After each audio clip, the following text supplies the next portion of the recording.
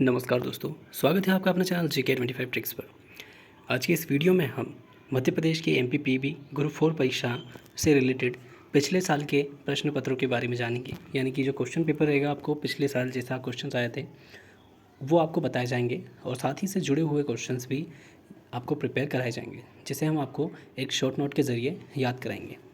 तो अगर आप चैनल पर नए हैं तो जल्दी से चैनल को सब्सक्राइब कर लीजिए। आइए स्टार्ट करते फर्स्ट क्वेश्चन के साथ। तो पहला प्रश्न है, बोरी वन्यजीव अभयारण्य मध्य प्रदेश के निम्नलिखित में से किस जिले में स्थित है? ऑप्शन है झाबुआ, मंदसौर, शिवपुरी या होशंगाबाद। तो जो बोरी वन्यजीव अभयारण्य जो मध्य प्रदेश का है वो कहाँ पर है? वो होशंगाबाद में स्थित है। याद रखिएगा, ये पिछली बार पूछा गया था। बोरी वन्यजीव अभयारण्य में भारत का सबसे पुराना वन संरक्षण बोरी रिजर्व फॉरेस्ट 1865 में तवा नदी के किनारे स्थापित किया गया था। अब इससे आप ये भी याद रखिए कि जो होशंगाबाद से कौन सी नदी गुजरती है? तवा नदी। अगला प्रश्न है, पिछली शताब्दियों के संगीत और संगीतकारों के बारे में जानकारी के लिए निम्नलिखित में से कौन सी पुस्तक एक प्राधिकरण के रूप में कार्य करती है? ऑप्शन है संगीत रत्नाकर, संगीत सुधाकर, संगीत संप्रदाय प्रदर्शनी या नाट्य शास्त्र। तो पिछली जितनी भी शताब्दियाँ है उसमें जो संगीत और संगीतकार के बारे में जानकारी जो है वो उसका प्राधिकरण किस में है? वो है संगीत संप्रदाय प्रदर्शनी वाली पुस्तक में।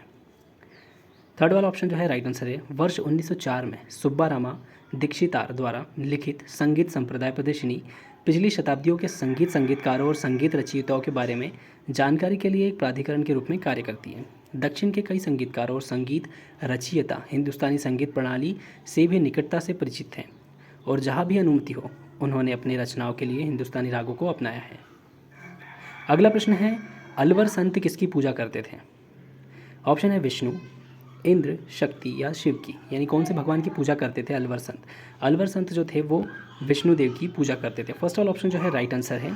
अलवर दक्षिण भारत में तमिल कवि संत थे।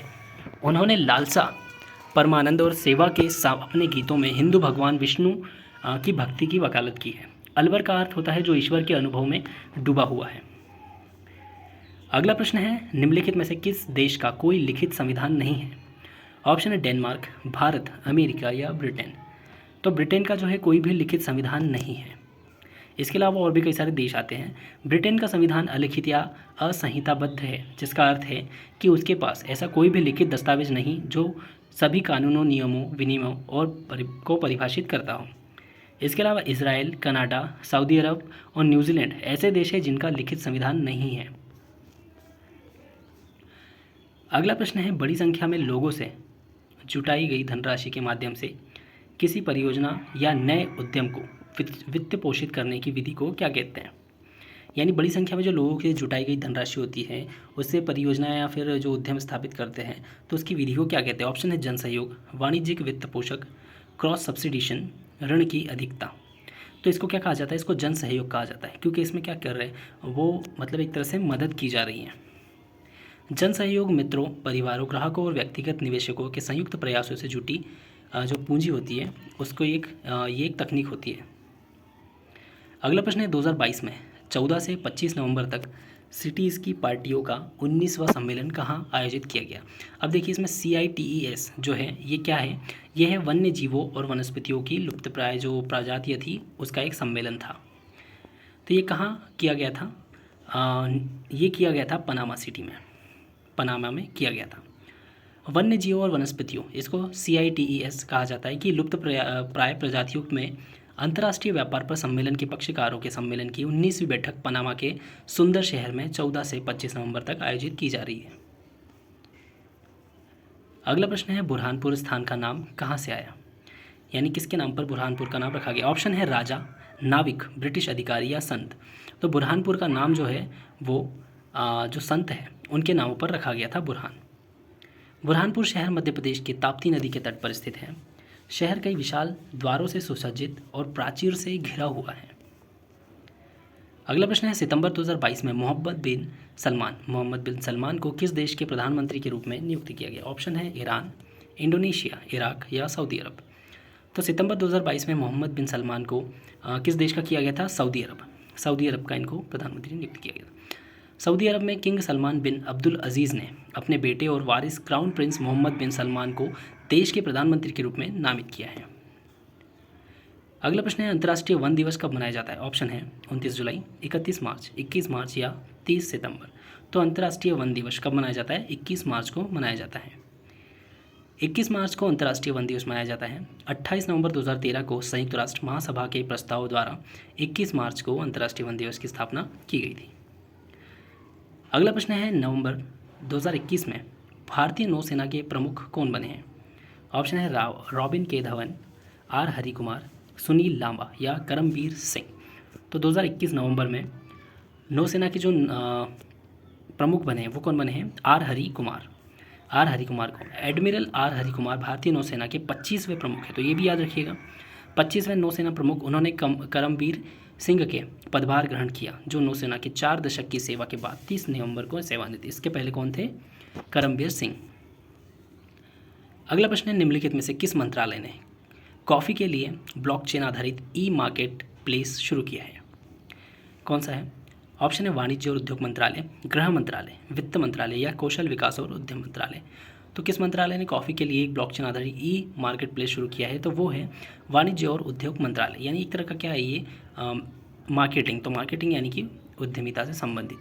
कई उद्योगों में नवाचारों को प्रोत्साहित करने के लिए भारत सरकार तकनीक समावेश को प्रोत्साहित कर रही है। वाणिज्य और उद्योग मंत्रालय ने सिस्टम व्यवस्था की प्रभावशीलता में सुधार करने के लिए एक और उपाय के रूप में कॉफ़ी के लिए एक ब्लॉकचेन आधारित ऑनलाइन मार्केट प्लेस शुरू किया है। अगला प्रश्न है निम्नलिखित में से किसे 2022 के एबल पुरस्कार से सम्मानित किया गया है? एबल पुरस्कार से ऑप्शन है एवी विगडर्सन, लास्डलो लोवाज, डेनिस सुलिवन या ग्रेगरी मार्गुलिस। तो एबल पुरस्कार 2022 को किसे दिया गया था? वो डेनिस सुलिवन को दिया गया था। एबल पुरस्कार नॉर्वे के राजा द्वारा प्रदान किया जाता है और प्रायः इसे गणित के नोबेल पुरस्कार कहा जाता है। एबल पुरस्कार की स्थापना 1 जनवरी 2002 को हुई थी। अगला प्रश्न है अपर lake boat club Madhya Pradesh में कहाँ स्थित है? ऑप्शन है इंदौर, रायसेन, भोपाल या सागर। तो अपर लेक बोट क्लब कहाँ पर है? वो मध्य प्रदेश के भोपाल में स्थित है।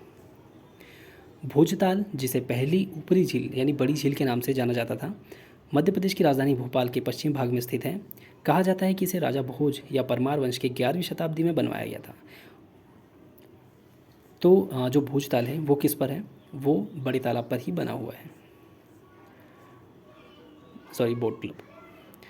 अगला प्रश्न है निम्नलिखित में से किसे सतपुड़ा की रानी के रूप में जाना जाता है? ऑप्शन है पचमढ़ी, मांडू, सिधी या ओरछा। तो सतपुड़ा की जो रानी है वो पचमढ़ी को कहा जाता है। पचमढ़ी को व्यापक रूप से सतपुड़ा की रानी यानी क्वीन ऑफ सतपुड़ा के रूप में जाना जाता है, जो होशंगाबाद जिले में सतपुड़ा श्रृंखला की घाटी में 1100 मीटर की ऊंचाई पर स्थित है। अगला प्रश्न है वर्ष 2022 के लिए प्रतिष्ठित बेली के एशफोर्ड मेडल किसे प्राप्त हुआ है? एशफोर्ड मेडल ऑप्शन है डॉक्टर सुभाष बाबू, जयम रवि, शिवाजी गणेशन या टी के शनमुगन। तो 2022 के लिए जो प्रतिष्ठित बेली के एशफोर्ड जो मेडल है वो किसे दिया गया? वो सुभाष बाबू को दिया गया है, डॉक्टर सुभाष बाबू। प्रमुख भारतीय वैज्ञानिक डॉक्टर सुभाष बाबू को प्रतिष्ठित बेली के एशफोर्ड मेडल और fellow of the American society of tropical medicine and hygiene award 2022 जो है दिया गया है। अगला प्रश्न है राष्ट्र प्रथम 22 वर्ष की स्वर्ण गाथा को 2021 में किसने जारी किया? राष्ट्र प्रथम 82 वर्ष की स्वर्ण गाथा इसे जो है किसने जारी किया है 2021 में? ऑप्शन है राजनाथ सिंह, नरेंद्र मोदी, रामनाथ कोविंद या अमित शाह। तो किसने किया है? ये क्या है? अमित शाह। गृह मंत्री जो अमित शाह हैं उन्होंने 19 फरवरी 2021 को नई दिल्ली में प्रथम 82 वर्ष की स्वर्णिम गाथा का विमोचन किया है। अगला प्रश्न है निम्नलिखित में से कौन सा देश फीफा विश्व रैंकिंग 2022 में शीर्ष पर है? ऑप्शन है ब्राज़ील, नीदरलैंड, मोरक्को या रूस। तो फर्स्ट पर कौन है? ब्राज़ील। ब्राज़ील जो है रैंकिंग में सबसे फर्स्ट पर आता है। ब्राज़ील की राष्ट्रीय फुटबॉल टीम फीफा पुरुषों की विश्व रैंकिंग 2022 के नवीनतम संस्करण में शीर्ष पर रही। अर्जेंटीना ने नवीनतम फीफा रैंकिंग में दूसरा स्थान हासिल किया है।